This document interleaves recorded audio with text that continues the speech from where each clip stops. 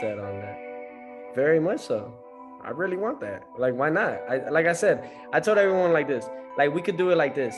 135, undisputed lightweight world champion. 140, undisputed super lightweight world champion, right?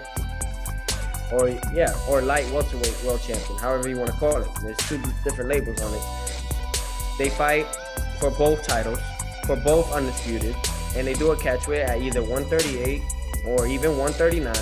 You know, I'll even go up a little bit so he can have his and he has to drop 1 pound down. You know what I'm saying? Or 137 and a half. Either or.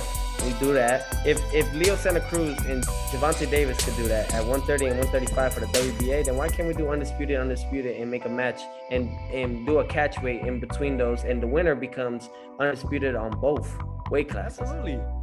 Crawford is on his, look, no disrespect to Crawford, man, but he's on his way out. And I think he knows it.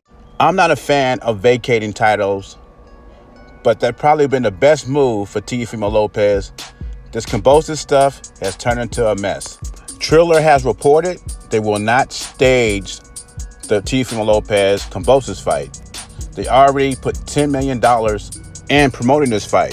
The rescheduled date for this fight was October 4th, but Triller didn't want to compete with an NFL game, so they moved it to October 16th, which George Kambosos was against. In response, Triller wants Kambosos removed from the IBF rankings because he failed to sign over for the October 16th fight. And the IBF is still deciding what they want to do with this. Now that if Triller doesn't want anything to do with this promotion, Matchroom Boxing King Eddie Hearn is the next up. He had the next highest bid, but even Eddie Hearn says he don't think this will be a main event. And personally, my opinion, I think this fight is an ESPN match. It's not a pay-per-view fight. If he's fighting Lomachenko, Ryan Garcia, Gervonta Davis, or Josh Taylor, something like that would draw interest from boxing fans and some casual fans. But Kambosos Jr. is not a pay-per-view fight. Now, Teofimo Lopez was also talking about fighting Josh Taylor at a catch weight for all the titles on the line. And what I mean by all the titles, I mean all the titles from 135 that Teofimo has and all the 140-pound titles that Josh Taylor has. And this is what Josh Taylor had to say. None at all. He's got to take care of some business at lightweight first, you know.